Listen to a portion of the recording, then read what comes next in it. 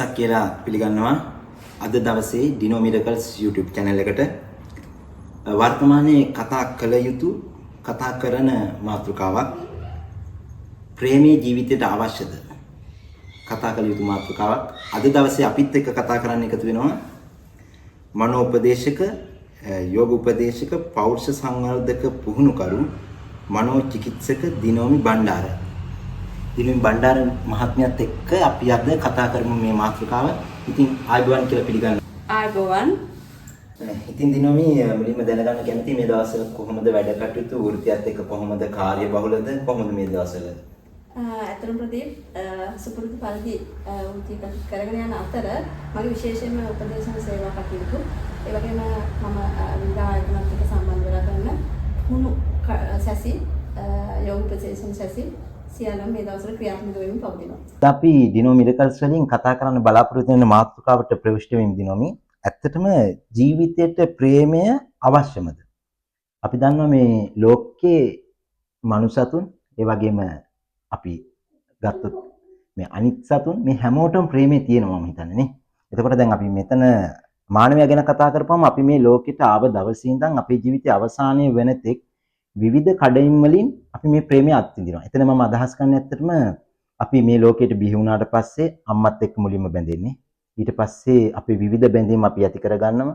ඒක අපිට බලන්න පුළුවන් අපි කෙමෙන් වැඩිදි පෙර පාසල විශ්වවිද්‍යාලය යෝනිවිය ඊට පස්සේ අපි විවාහය ඊළඟට අපේ වියපත් අවධිය අන්න ඒ වගේ විවිධ අවධීන් වල අපි මේක ගලාන යන ඉස්සරහට. එතකොට දිනුම් මෙන්න මේ ප්‍රේමය ඇත්තට මෙච්චර වැදගත්ද? ඇත්තම ප්‍රදීප් හොඳ ප්‍රවිෂ්ටයක් ගත්තා. මේ ප්‍රේමය කියන එක හරි අපූර්ව නිර්මාණයක්. මේ විශ්වය තුළ හරියටම අපිට මේකේ නිමක් පරතරක් කියන්න බෑ. ඕකේ හොඳම උදාහරණයකින් මම පටන් ගන්නම්. මේ මනෝවිශ්ලේෂණවාදී පියා ඉන්න සිග්මන්ඩ් ෆ්‍රොයිඩ් එතුමා අපිට කියලා දීලා තියෙනවා පෞරුෂ වර්ධන අවදීන් ගැන. ඒකෙන් මම පොඩ්ඩක් මේ කරුණ මතු කරලා පෙන්නන්නම්. ඒකේ පළවෙනි අවධිය තමයි මුඛීය අවධිය, ඕරල් ස්ටේජ්.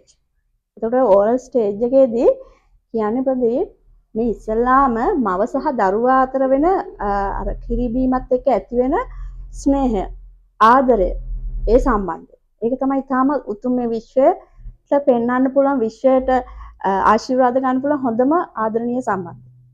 එතකොට ඔන්න ඔතන දිගුවක් විදිහට අපිට මේ ප්‍රේමය යන්නේ ඒ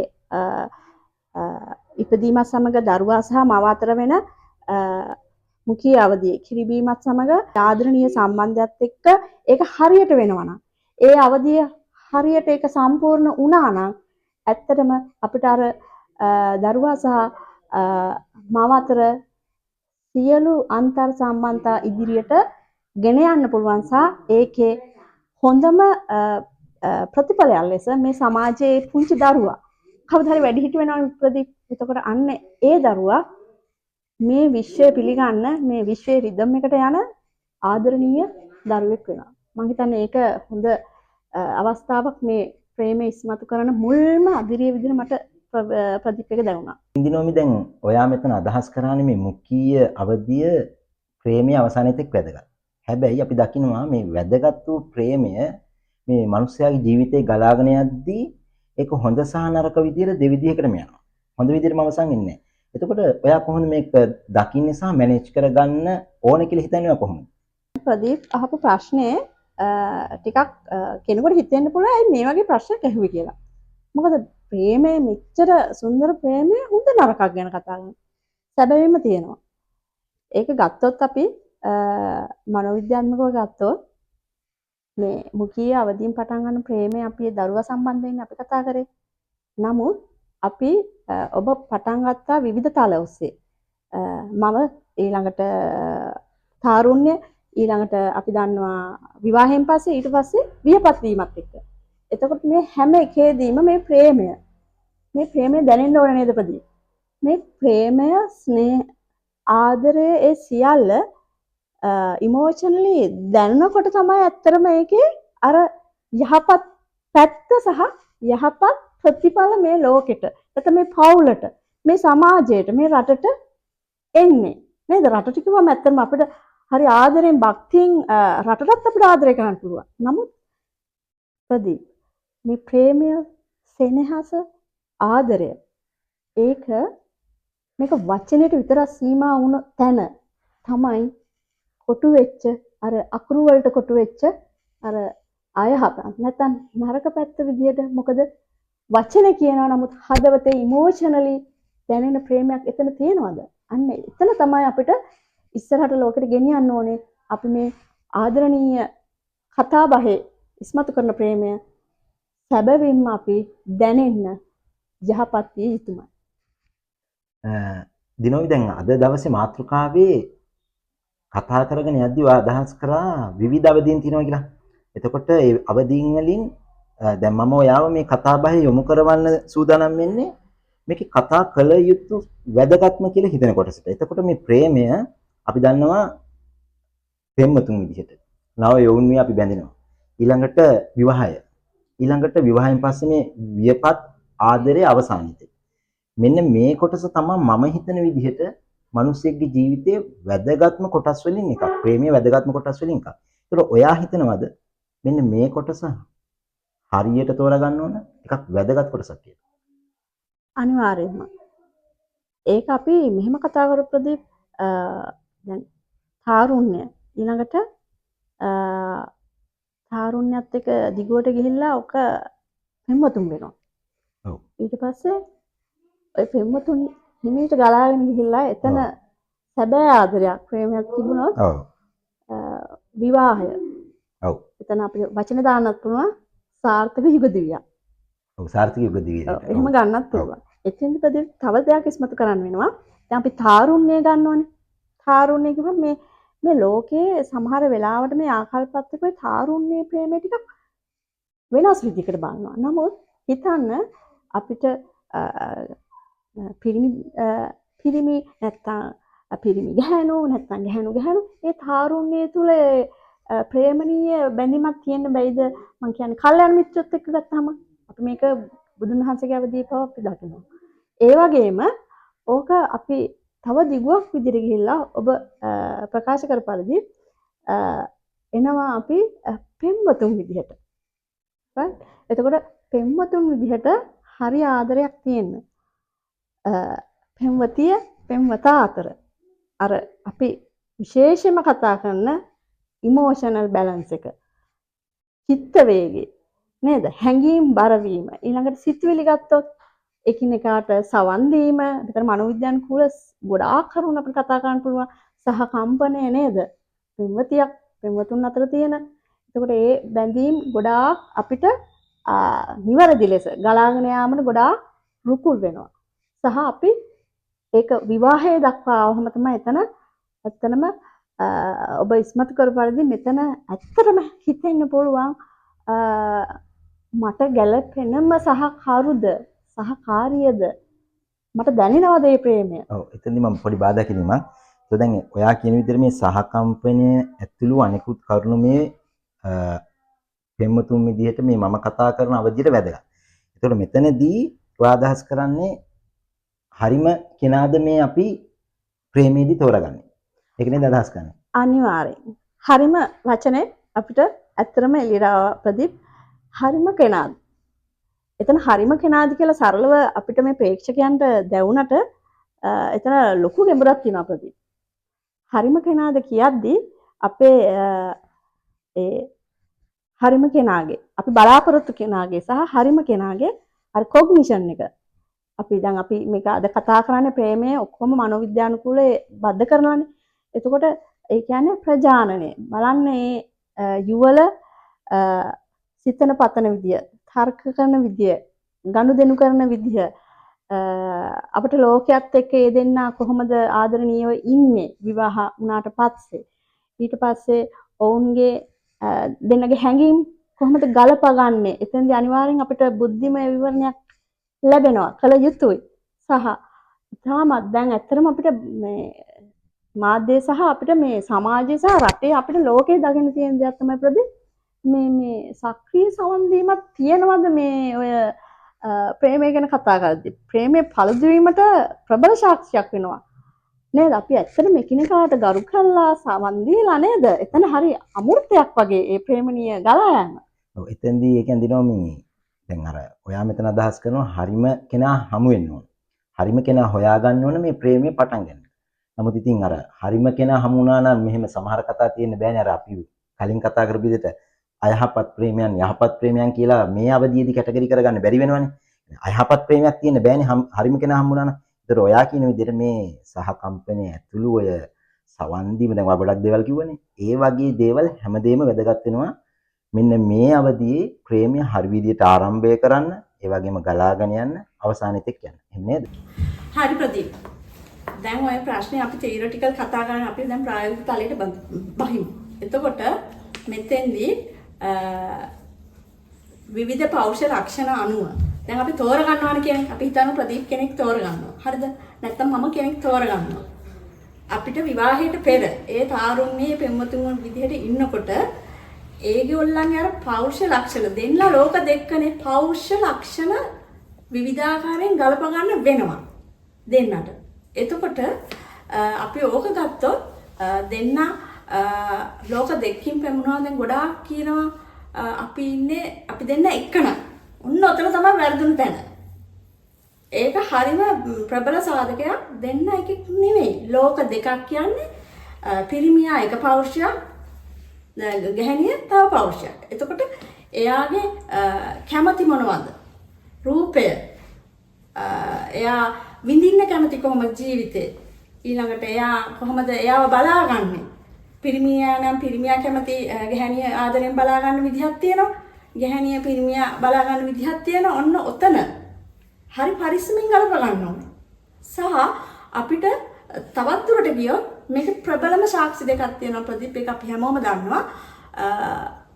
මේක දෙදරා යන ප්‍රබලම සාක්ෂි දෙක තමයි ආදරය ලිංගිකත්වය කියන දෙක මේ විවාහයෙන් පස්සේ මේ දෙන්න හොඳට ඒක හරියට තේරුම් ගන්න ඕනේ අවබෝධ කරගත යුතුයි. ඒ කියන්නේ විශේෂයෙන්ම මේක මනෝවිද්‍යානුකූල කාරණාවක් ඉස්මතු කරන්න මම පිරිමියා දැනගන්න ඕනේ මේ කාන්තාව කියන එකේ නම්බර් 1 වෙන්නේ ඇත්තටම ආදරය. ප්‍රේමය. සෙනෙහස. ආදරෙන් බලා ගන්න එක. right? එතකොට පිරිමියාගේ නම්බර් 1 වෙන්නේ සෙක්ස්. නැත්තම් ලිංගිකත්වය. ඔය අවශ්‍යතා දෙක නම් ප්‍රදීප් අපේ මේ ජීවිතේ ඔබ මතු කරපු තාරුණ ජීවිතේ පෙම්වතුන් විදිහට. ඒ කියන්නේ ඔබ නිතරම අහුවේ මට හම්බුණා වෙන් වෙන ටික කාලෙකින්. විවාහ වුණා විවාහය දෙදරා යනවා. ඒක ඇත්තටම ඉතාම ශෝචනීය තත්ත්වයක්. උසාවියට ගියාට පස්සේ මේ ඉතාමත් අඩු වයසේ තරුණ යුවළවල් මාස දෙක තුනෙන් විවාහ වෙනවා. මාසෙකට දැන් රේට් එක 600ක් 700ක් දක්වා යනවා දික්කසාද රේට් එක. ඉතින් ඔබ අර මතු කරපු ඒ සංකල්පය තුළ දෙදරා යන තත්ත්වය.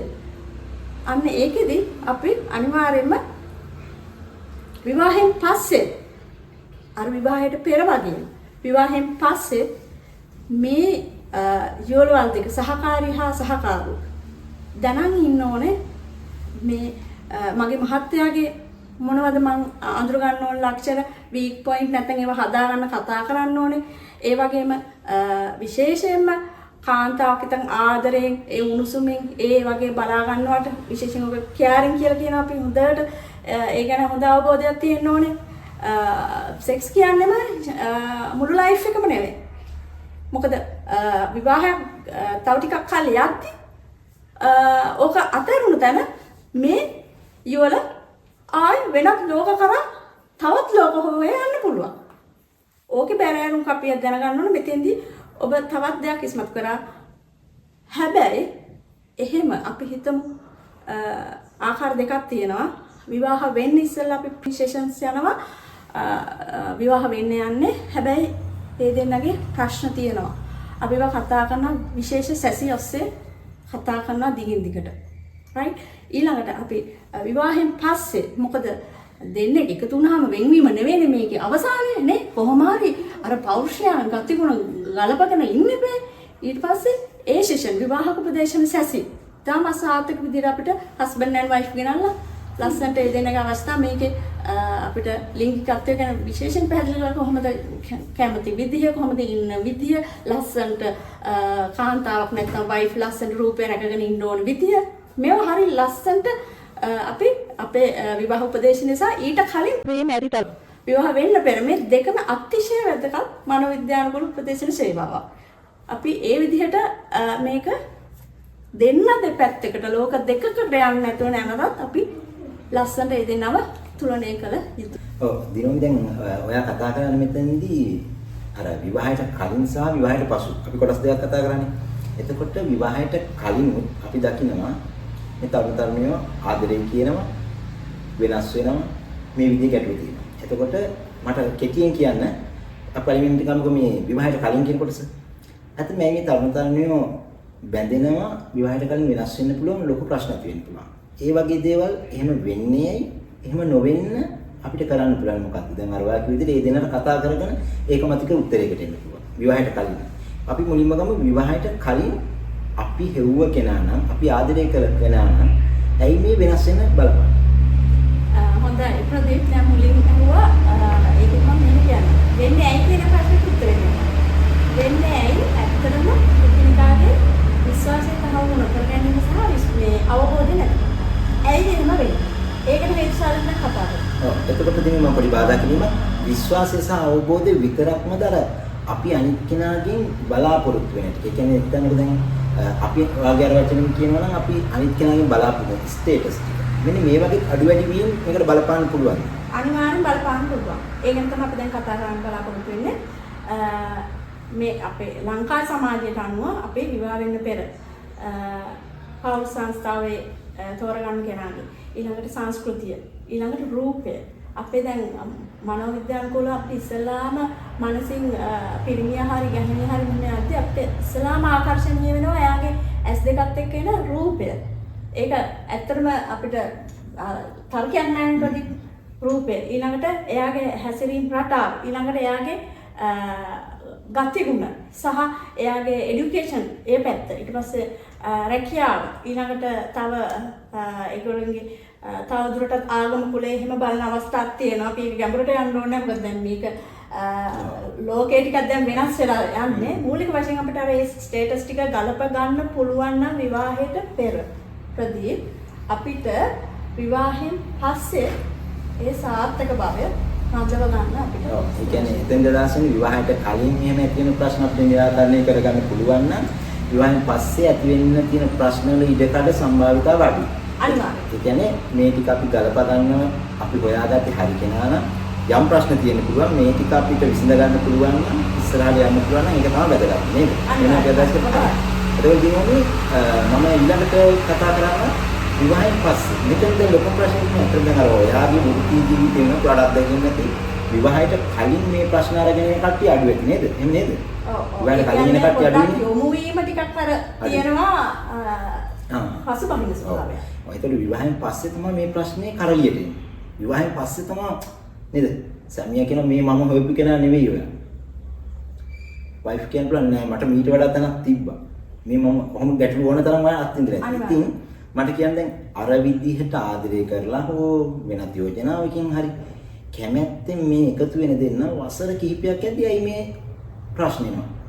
ආර්ථික ප්‍රශ්න එන්න පුළුවන් වෙන ප්‍රශ්න එන්න පුළුවන් නමුත් අර දෙන්න අතර තියෙන බැඳීම දෙදරා යනවා කියන එක. ඒතර මට මෙතන පැහැදිලි කරලා දෙන්න මේ බැඳීම මුලින්ම කියන්නේ ඇයි මේ බැඳීම දෙදරා යන්න මොනවද මේකට බලපාන්නේ? ඔව් ඉස්සරහ තරම් සාධක අපි දැන් විවාහයෙන් පස්සෙත් අපි කල්ප ගන්න නැද්ද අපි පොඩි උදාහරණයක් ගමුකෝ. විවාහ වෙන්න ඉස්සෙල්ලා සාමාන්‍ය රැකියාවල ඉන්න කපල් එකක් ගමුකෝ අපි විවාහ වෙලා ඊට පස්සේ අපි හිතමුකෝ වයිෆ්ට මාණ්ඩලික තනතුරක් එනවා. සාමාන්‍ය උදාහරණයක් ගමුකෝ අපි ඕන තරම් දකින්නවා අපි ඒවා. එතකොට එයාගේ හස්බන්ඩ් සාමාන්‍ය තනතුරක ඉන්නේ. එතකොට ඔන්න ඔතන. දැන් ඔතනදී සංකාල අමතක වෙනවා මේ අපි දෙන්න මෙහෙම ප්‍රේමයෙන් වෙනුණු දෙන්නේ නේද දැන් තාමත් එතකොට මොකක්ද ඒ තනතුර කියන්නේ? එතකොට තනතුරක් කියන ටිකක් සම්මුතියක් විතරයි හදාගත්ත දෙයක්. නමුත් ඒ දෙන්නක අර හැංගීම් ටික අර ප්‍රොඩක්ටිව් ස්ටේටස් ටික ඒ තමයි. එතන ස්ටේටස් නේද? ඒ ටිකේ පොඩි වෙනසක් වෙන්න පුළුවන්. නමුත් අර හදවතේ බැඳීම තියෙන ටික දෙන්න ගලප ගන්න ඕනි නැද්ද කියන දන ඒ දෙන්න සංනිවේදනය කරන්න ඕනේ නැද්ද? ඒක විවාහයෙන් පස්සේ තව ප්‍රශ්නයක් තමයි අපිට එන කේස් අනුව ඇත්තටම මේ හස්බන්ඩ් ඇන්ඩ් වයිෆ් සංනිවේදනය කරනවා හරි අඩුයි. මුලින් වගේ නෙමෙයි. දැන් මුලින් පොඩි උදාහරණයක් ගමුකෝ මෑනිකේ බබා ඒ වගේ නිකන් හරි ගුරුතන් නාම ප්‍රැක්ටිකලි අපි ගත්තොත් ඒවා මේ අපි කොච්චර කාර්යබහුල වුණත් සහ තව දරුමල්ලෝ ආවහම එතෙන්ද විශේෂයෙන්ම කියන්න ඕනේ කාන්තාවක් නැත්නම් අපේ බිරින්දෑවරුන්ට විශේෂයෙන්ම කියන්න ඕනේ අර රූපයත් එක්ක නේ තමන්ගේ හස්බන්ඩ් නේ රූපයට ආකර්ෂණය වෙලා කැඳගෙන ඉන්න පුළුවන් ප්‍රේම කරන්න පුළුවන් විවාහ වෙන්න පුළුවන් කුමන තරතුරින් දෙන්න ඉහළට ගියා සල්ලි බලෙන් ඉහළට ගියා අර තමන්ට දරුවෝ ආවා නැතත් දිගින් දිගට මේ විවාහ සංස්ථාව යද්දී ඇත්තටම පුරුෂයා ගොඩාක් බලාපොරොත්තු වෙනවා විශේෂයෙන් කියන කාන්තාවන්ට ඔබේ රූපය ලස්සන තියාගන්න. ඔබ හස්බන්ඩ් කෙනෙක් දක්වන දයාව ඒ සෙනෙහස හැම වෙලේම තියාගන්න. සංනිවේදනය කරන්න පුළුවන් තරම් කතා බහට නියැලෙන්න. හැම ප්‍රශ්නයක්ම දෙන්න පුළුවන් තරම් එක වේ දෙකක් හරි එකට කන්න බලන්න. මේ පොඩි පොඩි දේවල් තමයි ප්‍රදීප් කියන්නේ අර බන්ධනය සැනින් දුකක් බවට පත් වෙනවා. එතකොට එතෙන්දී දැන් ඔයා මේ කතා කරන්නේ දැන් මේ වගේ විවාහයෙන් පස්සේදී ඇයි මේ ප්‍රේමයට ප්‍රශ්නේ එන්නේ? ඇයි මේවා අපි අතරට එන නිසා මේව විසඳ ගන්න ඕනේ. එතකොට දැන් ඔයා මම මතු කරපු කාරණාවක් මතු කරන්න දැන් ඔය දැන් තනතුර වෙනස් වීම කියලා උදාහරණයක් ගත්තම මම හිතනවා අට වෘත්ති ජීවිතේ ආපු අත්දැකීමක කතාවක් නෙති. ඒ කියන්නේ එතන ඇත්තටම වායි කිව්ව විදිහට ඉහළ තනතුරකට එක්කෙනෙක් යනවා අනිත් කෙනා පහළ තනතුරක ඉන්නවා එතන ගැටීමක් ඇති වෙනවා. මේ කෙනා මට ගැළපෙනවද ඉතින්. ඒ වගේ ස්ටේටස් වෙනස් වීම. මේවා අපි ආදරේදී මේවා අපි බැලන්ස් කරගන්න ඕනේ නේද? එහෙම බැලන්ස් කරනවා. ඔය ඒතකොට අනිත් දේ තමයි මම කියන්නේ අපි උනත් මේ සමාජෙදී අපිට ඇහෙන්දක් තමයි එයා ඉස්සර වගේ මට ආදරේ නෑනේ. එයා ඉස්සර වගේ මට කතා කරන්නේ නෑනේ ආදරේ. ඉතින් ඒ වගේ දේවල්. ඒ කියන්නේ මුලින් තිබ්බ ආකර්ෂණය විවාහයෙන් පස්සේ අඩු වෙන්න පුළුවන්. ඒතර මේ ටික අපි කොහොමද ගලප ගන්න පුළුවන්? මේවා කොහොමද අපි ඉස්සරහට ගෙනියන්න පුළුවන්? එන ප්‍රශ්නත් එක්ක කොහොමද මේවා මැනේජ් කරගන්න පුළුවන්? ඔය ආදරේ කියන ගැන කතා කරමු. එතකොට ඒකට හොඳ උදාහරණයක් කියන ඕකට ආපු ලොකු බාධකයක් දැන් තියෙනවා. ඔබත් දන්නවා හැමෝම දන්නවා ජංගම ස්මාර්ට් දුරකථන. ඔය හින්දාම ඔබ කිව්වාර ආදරෙන් වෙරුණ ආදරෙන් ටික කාලේ අවුරුදු දෙකක් තුනක් ගිය වයිෆ්ලා හස්බන්ඩ්ලා වෙන් වෙලා අපේ සැසි වලට එනවා. එකම හේතුව ඒ කියන්නේ නවීන විද්‍යාවත් අපි ලස්සනට ගලප ගන්න ඕනේ මේ විවාහය ලස්සන ගෙනියන්න. ඒ කියන්නේ ඍණාත්මක පැත්ත නෙමෙයි ධනාත්මක පැත්තට ගන්න පුළුවන්. ඔබ ඉස්මතු කරපු සංනිවේදනය කොහොමද කියනවා මිස් හස්බන්ඩ් මාත් එක්ක කතා කරන්නේ නැහැ. එයා දවසම නැගිටින්නේ ෆෝන් එකේ දවල්ට රැට ඔක්කොම ෆෝන් එකේ ඉන්නේ. එතකොට මම කවුද? මට එයාගේ ආදරේ දැනෙන්නේ නැහැ. මම බලාපොරොත්තු වෙන්නේ ආදරේ. එයාට ඕනේ විස්තරයි. මේ ප්‍රායෝගිකව අපි කතා කරන්න පුළුවන් ප්‍රදීප් මේක. එතකොට අර දෙන්න අතර මොන මොහොතේද දරුවා හිටියද නේද? දැන් අපිට කියන්න පුළුවන් වැඩට යනකොට හරි පොඩ්ඩක් ආදරණීයව එයාව දෙන්න නික්මම ඉන්න ඕනේ. එනකොට ආදරණීය පිළිගන්න. මේවට පුංචි පුංචි කාලයක් තප්පරයක්වත් යන්නේ නැහැ. ඔය අපි අර අහනවනේ කියනවනේ ගැහණියකට පොඩි තෑග්ගක් ගෙනත් දුන්නා නේ එයා සතුටු වෙනවා. අනිවාර්යයෙන්. ඒ වගේ දේවල්. ඒවා විශේෂ මේ වෘත්ති ජීවිතේ මේ වගේ ඕන තරම් අත්දැකීම් ඇති නේද මේ වගේ ප්‍රශ්න. ඒ කියන්නේ ඔබ ඉස්මතු කරපු දේ පුංචි උනාට ලොකු ගැඹුරක් වෙනවා ප්‍රදීප්. සමහර අවස්ථාවලට අනේ මගේ නෝනට මගේ මේ උපන්දිනය අමතක වුණානේ. ඒක හරිම වේදනාවරයි. ඒ කියන්නේ අර කෑරින් කෝ දැනිලාද? කෝ ඉස්සර දැනුණ මහත්තයා කෝ ඉස්සර දැනුණ මගේ වයිෆ්. ඒක පුංචි දෙයක් එයාට ලෙඩක් වුණා ප්‍රදීප්. පොඩක් හිතන්න ලෙඩක් වුණ වෙලාවට අපි හස්බන්ඩ් ලෙඩ වුණා කියමුකෝ. ගිහිල්ලා පැන්ඩල් පොත්ත දීලා වතුර වීදුරුව දෙන එක නෙවෙයි ප්‍රදීප්. එතන එයාගේ ඔළුව පොඩ්ඩක් අතගාලා එයා ළඟින් ඉඳලා චුට්ටක් කතා කරලා සංනිවේදනය කරලා නේද? එහෙම ඒක තමයි අන්න අර පෙත්තට වඩා එයාට දැනෙන ආදරේ. ඒක ඇති යාගේ ලෙඩ සුව වෙන්න. ඔව් එතකොට දිනුම් දැන් ඇත්තටම මට මේකෙන් පැහැදිලි වෙන්නේ දැන් අපි මේක ගැඹුරට මේ කතා කරන ඕන මාතෘකාවක්. නමුත් අපිට මේ තියෙන කාල වපසරියක් තුල කාල රාමුව තුල අපිට මේ කතා කරන්න පුළුවන් සීමාවක් තියෙනවා. එතකොට දැන් ඔයා මෙතන විවාහයෙන් පස්සේදී ආදරය කියන කතාව එක රෝදයක් කියලා ගත්තොත් අපි ඊළඟට කතා කරන්න කැමති කෙටියෙන් මේ ආදරය වගේම අපි දන්නවා මේ කියන්නේ මේ විවාහ ජීවිතයේ කරත්තයක් නම් රෝද දෙක ආදරයයි ලින්ක් එක සෙක්ස්. ඉතින් මේ කරුණත් අපි කෙටියෙන් නිකන් සදාන් කරුම් බලන්න. අපි ආදරේ කතා කරලා ආදරේ අඩු වෙන්න දෙන්න හොඳ නැහැ. මොන වගේ පොයින්ට්ස් වලින් මේක අඩු වෙන්නේ කොහොමද අපි මේක निराකරණය කරගන්නේ. එතකොට මේ ලිංගිකත්වය අර ඔයා මට මතකයි දැන් කලින් කිව්වා ගැහණි ලස්සනට ඉන්න ඕනේ. වැදගත්. අන්න ඒ වගේ ලිංගිකත්වය ලොකු ප්‍රශ්නයක්ද? අනිවාර්යයෙන්ම ප්‍රබල ප්‍රශ්නයක්. ඔබ අහලා ඇති ඇත්තටම මම මේ ප්‍රේක්ෂකයන්ට ඔබේ අද තට්ටු කරලා බලන්න අන්‍යම් සම්බන්ධතා නිසා මේ වෙද්දි ඒක දික්කසාදේ දක්වා ඇයි යන්නේ? අන්න එතන ඔබ මත කරපු දේ තියෙනවා. එතනදී මම පොඩි බාධා කිරීමක් අන්‍යම් සම්බන්ධතාවලදී සෙක්ස් විතරමද බලාපොරොත්තු වෙන්නේ. මම අහලා තියෙන විදිහට අපි මේ සමාජයේ දකින්න විදිහට ගැහණියට දැන් ඔබතුමියත් කලින් සඳහන් කරා ගැහණියට ඕන ආදරය. පිරිමියෙක්ට සෙක්ස්. මෙන්න මේ ආදරය අඩුවීම මත අනියම් සම්බන්ධතාවලට යන්න පුළුවන්. සෙක්ස් අඩුවීම මත අනියම් සම්බන්ධතාවලට යන්න පුළුවන්. ඒත් ඉතින් මේ දෙකෙන්ම මොකක් හරි වෙලා මේ අපි අනියම් සම්බන්ධතාවල යන්නේ. ඒත් මෙන්න මේවා ලොකු ප්‍රශ්න මේ පෞල් සංස්ථාව තුළ. ඒත් මේ සෙක්ස් කියන කාරණාවත් කළමනාකරණය කරගෙන ඉන්නේ තමයි වැදගත් නේද? අනිවාර්යයෙන්.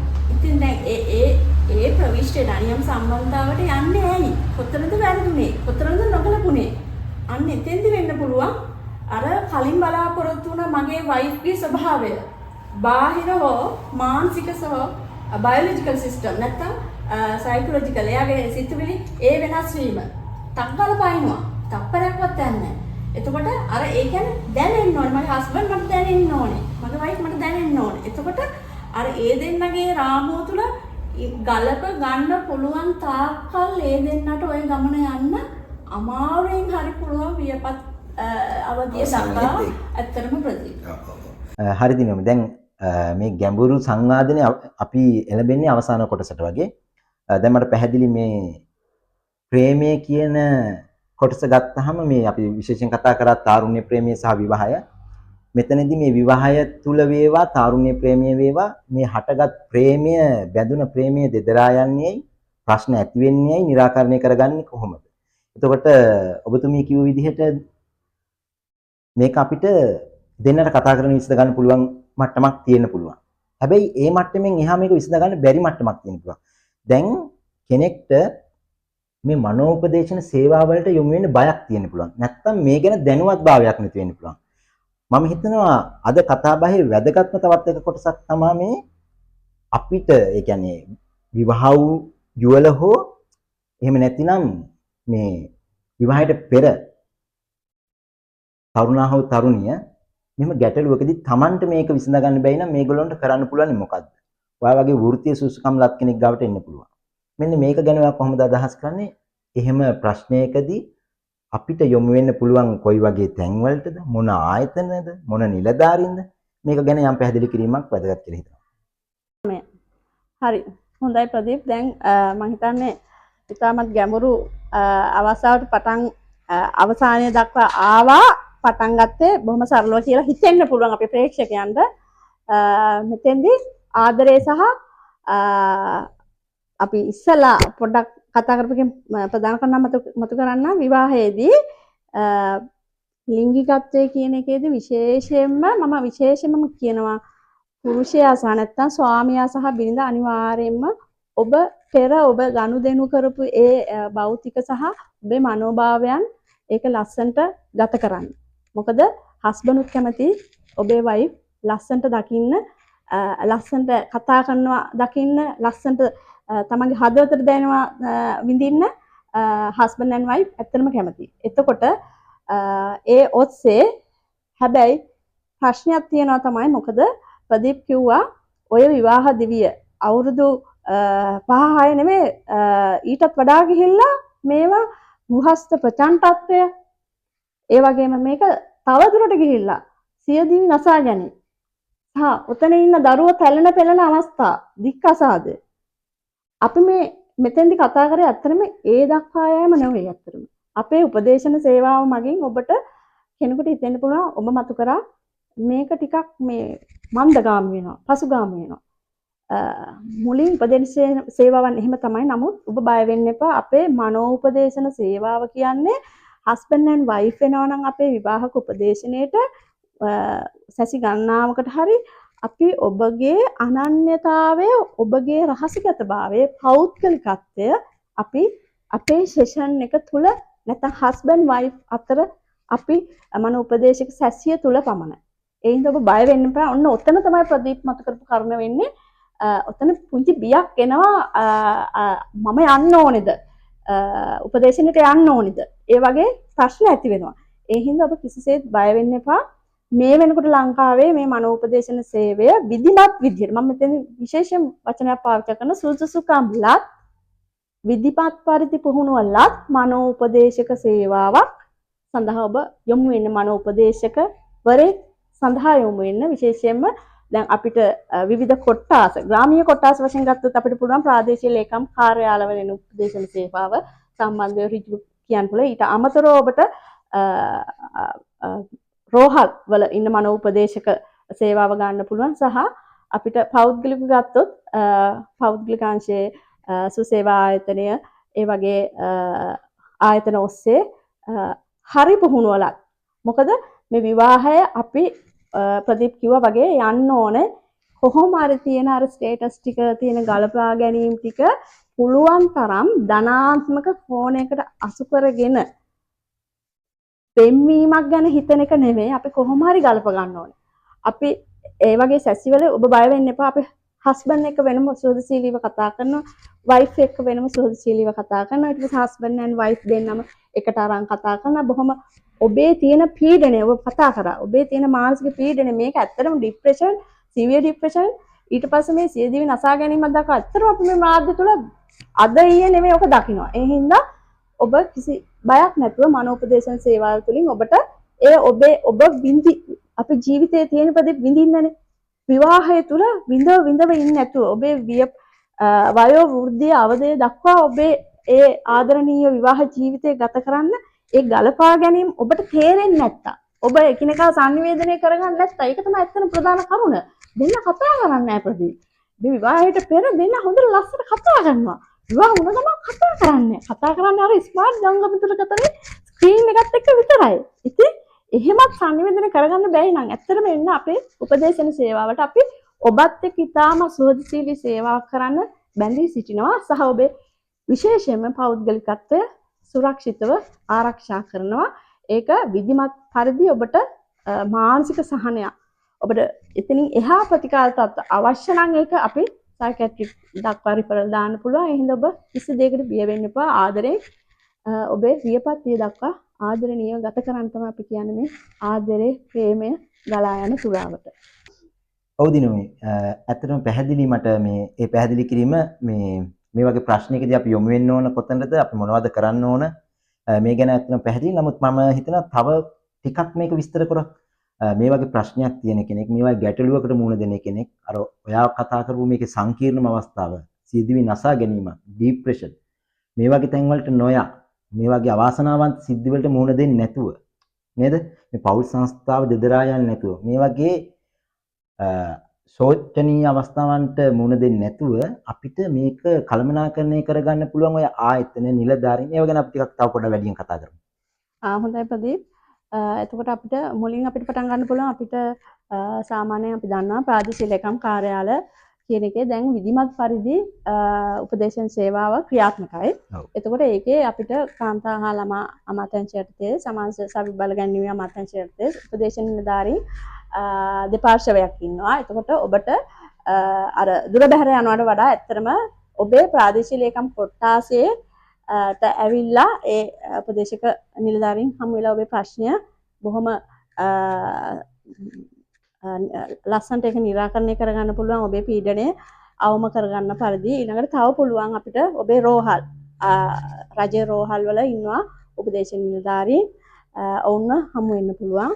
ඒ වගේම ඔබ දන්නවා මානසික සෞඛ්‍ය විද්‍යායතනය ඒ කියන්නේ අපි ඉතාමත් අපි හිතමු පෞල් සංස්ථාවේ දෙදරා යන ඉතාමත් භයානක තත්ත්වයක්.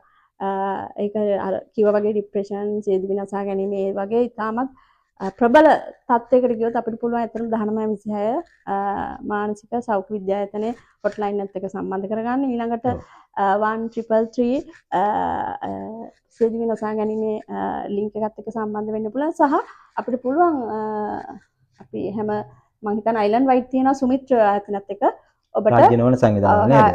සම්බන්ධ වෙන්න පුළුවන්. ඊළඟට FPA Family Planning Association ඒකත් පුළුවන් ඔබට ඔබ සඳහාම විවෘත කිසි දෙයකට බය වෙන්න එපා. ඔබේ හදුවේ තියෙන නැගෙන ඒ ප්‍රශ්නත් එක්ක निराකරණය කරගන්න පුළුවන් මේ වගේ විධිමත් විදිහට ලංකාව තුල ගෙනියන මනෝපදේශන සේවාව තුළ. ඔව් එතකොට මේ දැන් ওই සඳහන් කර සේවාවන් සියල්ල නොමිලේද? ඔව් රජයේ සඳහන් කරපු ප්‍රදීප් කොහොමත් නොමිලේ. ඔබට ඒක කිසි ප්‍රශ්නයක් නැතුව මොකද දුර බැහැර යන්න අවශ්‍යතාවයක් නැහැ. ඇත්තටම හැම දිස්ත්‍රික්කෙම හැම ප්‍රාලයකම ඔබට ඒක ඍජුව සම්බන්ධ වෙලා ඒ සේවය ගන්න පුළුවන්. ඔව් එහෙනම් මේ දිනෝ මිරකල්ස් YouTube channel එකත් එක්ක අපි අද එකතු වුණේ මේ වගේ වැදගත් කතා බහකට. එතකොට ඇත්තටම ඔබටත් මේ වගේ ගැටලු තිබෙනවා නම් ඔබටත් මේ වගේ මානසික පීඩනයක් තියෙනවා නම් මේ විදිහේ නොමිලේ උපදෙස් ලබා දෙන ආයතන ලංකාවේ ඕන තරම් තියෙනවා. ඇත්තටම මමත් දැන් සමහර ආයතන මේ දැනුවත් උනේ දිනෝමි වාකියුවට පස්සේ. මොකද මේ ගැන දැනුවත් වීම ගොඩක් අඩුයි මම හිතන විදිහට. ඉතින් මේ නොමිලේ හෝ මේ වගේ මුදල් වියදම් කරලත් අපිට කරන්න පුළුවන් අවස්ථාවක් අනිවාර්යයෙන් ඔබට අවශ්‍ය නම් මුදල් නියම කියලා ඔබට ඔන්ලයින් සේවාව හරහා තුළ ඊට පස්සේ ඒක විධිමත් කරලා තියෙනවා. මොකද සමහර වෙලාවට අපිට මේ පිටරට මේ ඉන්න සුවිශේෂී මොකද කොවිඩ් කාලේ හරියට ආවා ඔය වගේ ප්‍රශ්න පෞල් ගැටුම් ඉතාමත් උත්සන්න වුණා. එතෙන්දී ඒ වගේ ඔන්ලයින් සේවය හරහා එහෙම පුළුවන් ඔබට මුදල් ගෙවිය හැකි නම් පෞද්ගලික ස්පිරිතාල සහ පෞද්ගලික රෝහල් වල තියෙන විශේෂ සායන වලට යොමු වෙන්න පුළුවන් අනිවාර්යෙන් කිසි බයක් නැතුව. එතෙන්ද මම විශේෂයෙන් මතක් කරනවා මමත් සම්බන්ධ වෙලා වැඩ කරන සුසේවා ආයතනයේ අපේ